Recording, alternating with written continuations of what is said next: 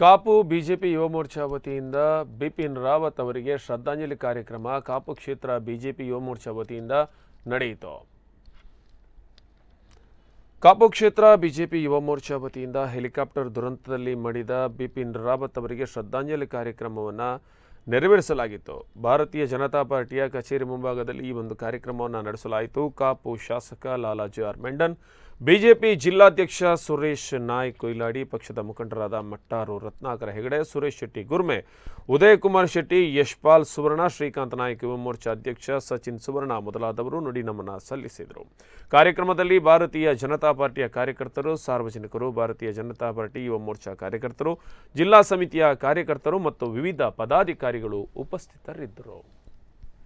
2020ರವರೆಗೆ ಈ ಸೇನೆಯಲ್ಲಿ ಕೆಲಸವನ್ನು ಮಾಡಿದರು. 3 ವರ್ಷಗಳ ಅವಧಿಗೆ ದೇಶದ ಭೂಸೇನೆಯ ಜನರಲ್ ಆಗಿ ವಿಶಿಷ್ಟವಾಗಿ ಕೆಲಸವನ್ನು ಮಾಡಿದವರು.